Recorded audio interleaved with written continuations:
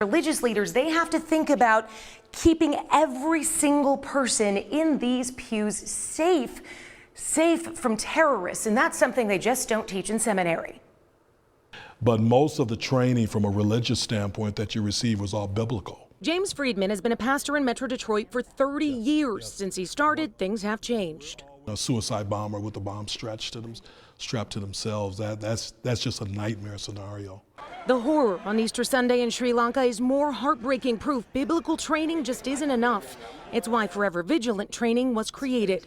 Oh, I'm on a mission. My partner and I, Forever Vigilant, we're on a mission. His partner, longtime law enforcement officer and trainer Chris Perriott. Well, we have 43 different classes that we do for houses of worship.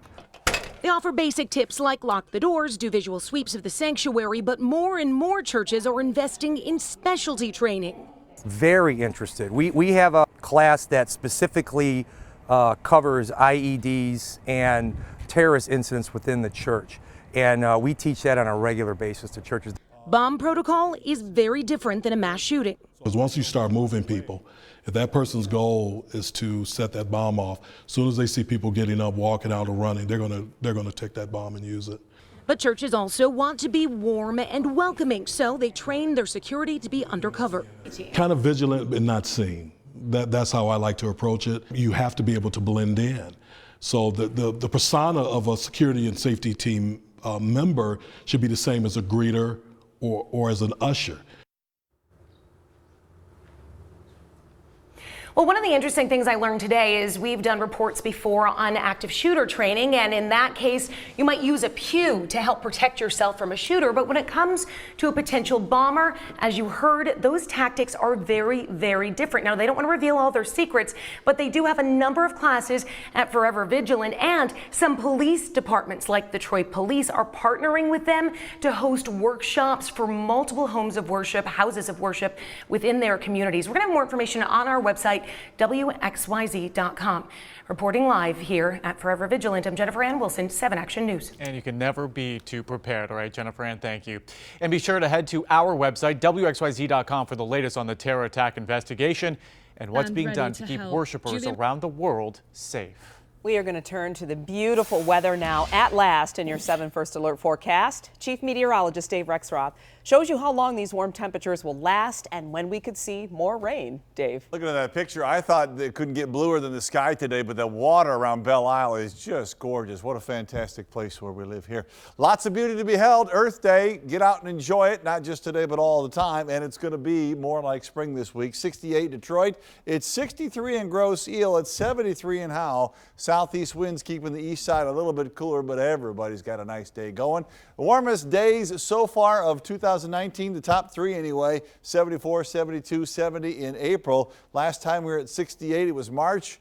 That's where we've had a high so far today. Again, cooler on the east side and the west side, lots of 70s coming in, especially out by US 23. Not much going on for the satellite tonight. Looks like the next few hours it'll be comfortable in the 60s. Get out and enjoy it. The week ahead, very spring-like. It does mean a little rain, but not too much. We'll talk about the warmth and how long it lasts coming up in a few. All right, Dave, and along with that warmth, a red flag warning has been issued for a major portion of the state, and that means the chance for fires very high. This one covers several counties in northern, lower, and mid-Michigan. Major cities affected include Traverse City, Petoskey, Mackinac, Gaylord, Bay City, and Midland. Red flag warnings are issued after a dry spell for a week or two. Winds are higher than 15 miles per hour, and temperatures reach 75 degrees or higher. Remember, folks, do not throw cigarettes or matches from a moving vehicle, which could easily spark a fire. And if you're allowed to burn in your neighborhood, use a burn barrel that is covered. A stunning scene in Warren, a dilapidated home that neighbors say has been a danger for years, partially collapsing. 7 Action News reporter Kimberly Craig spoke with fed-up neighbors and shows you what the city finally did about it today. For some neighbors, this house has been a headache for a long time. You can see the one side of the house is covered in mold. The other side of the house, well, it simply came down. It just blew over. The whole side of the house? The whole side of the house, it just blew over. Here on Sunset near Topher in Warren sits the house that neighbors say has been vacant for years. The only thing occupying it these days?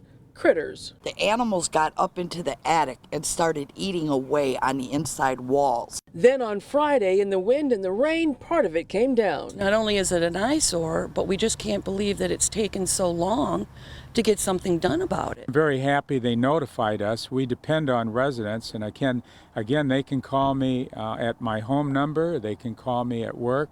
I'm available 24/7. Warren Mayor Jim Fouts responding to residents on Easter, telling them that Monday morning it would be all hands on deck for city workers to secure the house that the county seized for taxes. The property reverted back to the city of Warren late last year, but Fouts says they still had to give the person who owned it due process before doing anything like tearing it down. That is, until the south side of the house came down on Friday. Until the wall fell, which is bad in one sense, but good for us because now it is an emergency to the health, safety, and welfare of the surrounding residents, and therefore we have a right to go in and we will start the process of basically demolishing the home. And neighbors say they'll be glad to see it gone. You can contact Blight all you want, but they only have so many people on staff. They can only handle so many houses at a time, and they own about 40 or 50 in this chain. And we're told this house should be down in the next few weeks. In Warren, Kimberly Craig, 7 Action News. Thank you, Kim. Kelly Stafford on the road to recovery after a complex 12-hour surgery. Still to come, the complications doctors faced and how she's doing. And a big sale for parents going on right now. We'll tell you how the Target trade-in works and what kind of money you could save.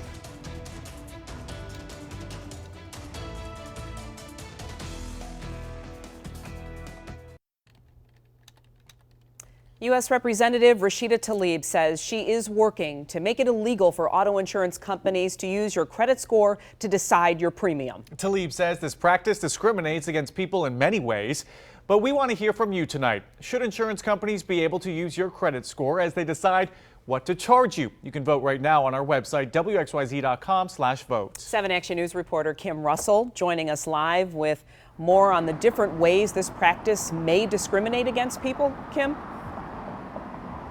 Yes, during a press conference today, people shared their stories, and it became clear that people have really strong feelings about this.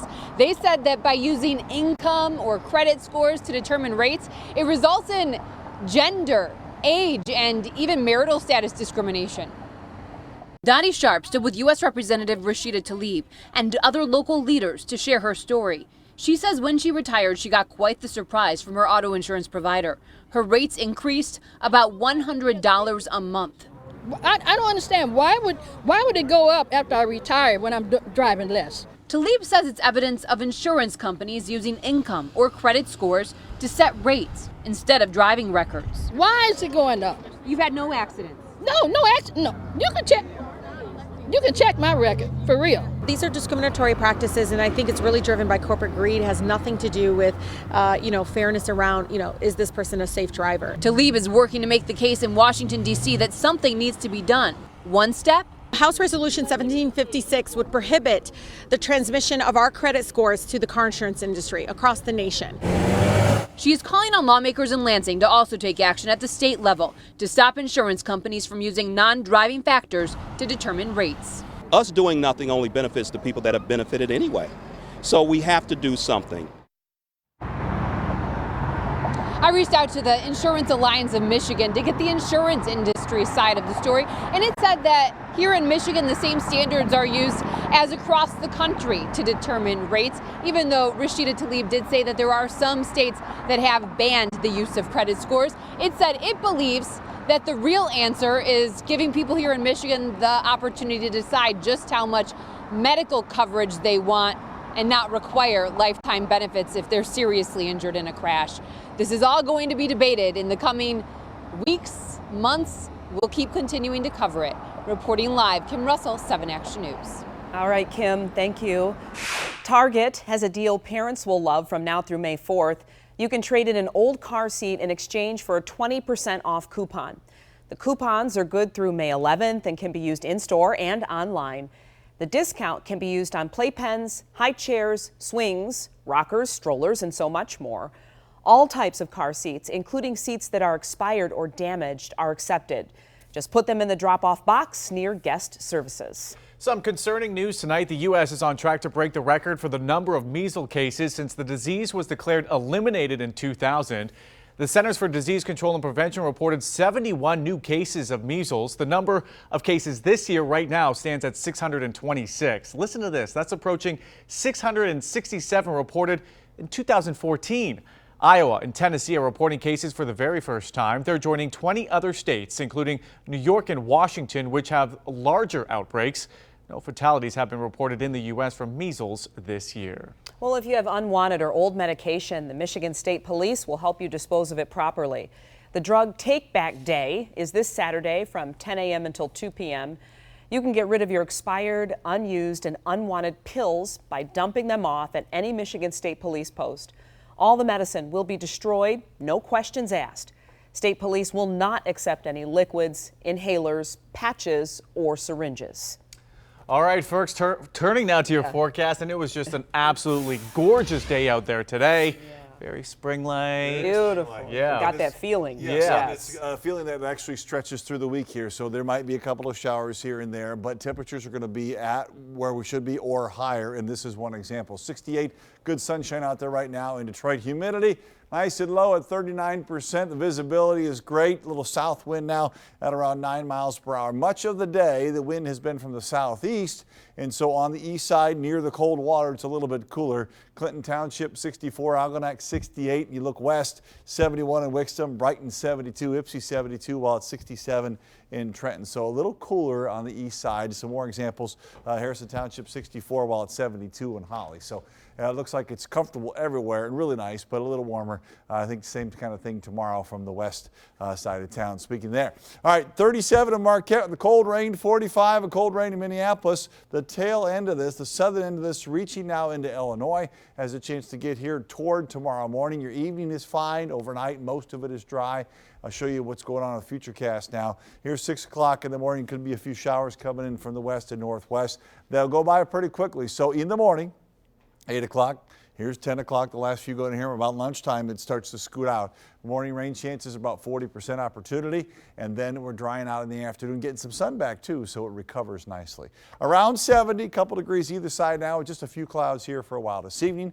Nice and comfortable yet. That spring feel overnight, look at that low, 55 as the clouds thicken up. Again, first rain chances about 4 o'clock, better chances for the morning rush hour. Showers are gone in the afternoon though, 69 for a high. That's a good recovery with some sunshine second half of the day. 65 Wednesday, 70 Thursday. Thursday evening, 8, 9 o'clock into the overnight. There could be a couple of showers, but they're gone by Friday, and we keep the 60s going into next week as well. It does get a little drippier here Saturday, late Sunday, and Monday next week, but 62 is the average high, and you can see for a week straight now we're where we should be or warmer. Maybe finally turning the corner. All right, looks like planting weather. Thank you, Dave. Yeah, I like that for sure. A little warmer.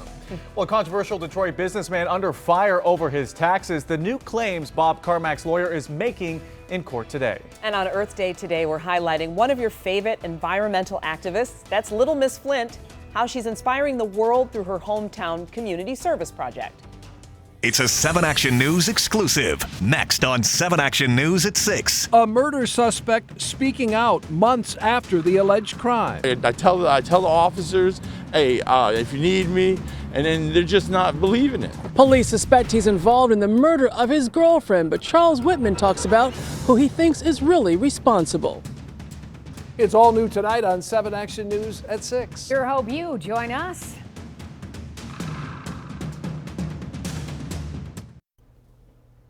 Five years after the Flint water crisis, a local congressman is talking about the Environmental Protection Agency's role and what could have been done to address the issue.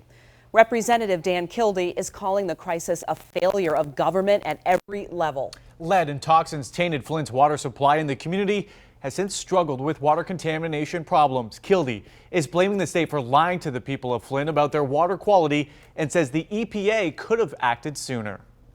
There is responsibility at every level, and where I think the EPA could have done more is blowing the whistle earlier. When they had evidence that the water was contaminated, even though the state of Michigan was assuring the public that it was not, they should have said something then. Congressman Kildee worked to pass a new law requiring the EPA to alert the public sooner when lead is found in the drinking water. And this comes after a judge ruled Flint residents could sue the federal government for waiting to intervene in the city's water crisis. Little Miss Flint is back in the spotlight, and her mission to help the community is still going strong. She was featured today on Good Morning America's new series, Serene, in 2019. As we celebrate this Earth Day, Robin Roberts shows us how this young girl is making a huge impact. My name is Mara Cuthbert. I'm 11 years old. I live in Flint, Michigan, and you can call me Little Miss Flint. This bright and bubbly sixth grader from Flint, Michigan has a real thirst for environmental change. I want to speak up and say, hey, the water's bad. Could someone please fix it? But they never did fix it. So I said, well, gotta listen to me because I'm a kid. Taking matters into her own hands, Little Miss Flint did what I like to say and made her mess her message. 150,000 bottles! Putting on weekly water distribution events for thousands of Flint residents with limited access to clean water after nearly 5 years since the start of the water crisis. People are still using bottled water and they're not drinking or using the water to do anything. After Flint's water source was switched to the Flint River in 2014, nearly 100 people were critically ill, 12 losing their life after drinking the lead-contaminated water. A lot of people think, oh, well, we don't see it on the news anymore, so the water crisis must be done there, or water must be better. Absolutely not. I'm definitely not ever drinking the water, and I'm never gonna let my son drink it again. I just put it up in my mouth and just spit it out. With nearly 100,000 followers, Mari receiving global attention, reminding the world that they too can make a difference. One person tweeting in support, "Love this. I teach STEM and my students were in shock that the U.S. has places with poor water. So inspired by Little Miss Flint." The impact she's having here within our organization and also in the city is just massive, and it's really amazing to just see an 11-year-old just doing so much. She does good things for the community. I like to help her with it. Like, she gives water and she thinks about others and not just like herself. As we celebrate Earth Day today, Mari reminds us that a clean earth is worth fighting for. What a sweet girl doing what she can for her community. Absolutely, so strong, still going, and smile. See all those people who are just so grateful for what she's doing. There's still a huge need. Absolutely. Stay with us, we'll be back. All new at 5:30, home from the hospital. Kelly Stafford on the road to recovery after a complex 12-hour surgery. The complications doctors faced and how she's now doing. Carmack in court. The controversial Detroit businessman under fire over his taxes. The new claims his lawyer is making. Protecting precious plant life. The new company on a mission to save unique and rare trees in Metro Detroit. Taking action for you. 7 Action News at 5:30 starts right now. In our health alert tonight, Kelly Stafford, the wife of Lions quarterback Matthew Stafford, now back home following brain surgery to remove a tumor. That surgery was expected to last 6 hours. Instead, it took 12 after doctors found an abnormal vein. Our chief health editor, Dr. Parthaneni, joins us now with more on the complications doctors encountered during this surgery. Doc? So, Alan, acoustic neuromas are very rare. It's a non-cancerous tumor that typically grows slowly on the cranial nerve, which connects the ear to the brain. Now, as it develops and gets larger, it presses against the hearing and balance nerves, so you end up with symptoms like vertigo and dizziness, unsteadiness, and loss of balance, all of which Kelly said she experienced. You can also have hearing loss and tinnitus, which is ringing in the ears. In very rare cases, acoustic neuromas can be life-threatening if it gets large enough and actually compresses a vital area in our body, which is the brainstem. And to think it doubled her surgery time, Dr. Nandi. We were looking at her posts, and she said she needed to find the new normal. So what can be expected from her recovery? So, Glenda, there are several surgical treatment options, and the issues she could have really depend on which surgical option was chosen. The goal, however, is to avoid facial paralysis and preserve as much hearing as possible. But a patient really can end up with permanent and complete hearing loss on the side that have the tumor. They can also have headaches that may persist for months, sometimes even years. Other effects include difficulty blinking, double vision, eye sensitivity, dry mouth, taste disturbances, plus the balance nerve can take time to heal. But here's the thing, most people can get back to work in about 8 to 12 weeks. Yeah, so that's some good news for sure. So Doc, how does this type of tumor actually start and can it return? Now, the cause is not exactly understood, but it's linked to a malfunctioning gene that's supposed to control the growth of cells that cover the nerves. About 5% of cases are due to a genetic disorder called neurofibromatosis 2, which affects both ears. As to whether the tumor can grow back, it is possible, but the good news is this typically happens to a small percentage of patients. We'll keep an eye on Kelly's recovery and see how she does. We wish her a speedy recovery. Dr. Nandi, thank you for some insight there. Absolutely. If you have a question or health concern for the good doctor, email him at drnandi@askdrnandi.com and send it to us on Facebook or Twitter, and we'll get it right to him.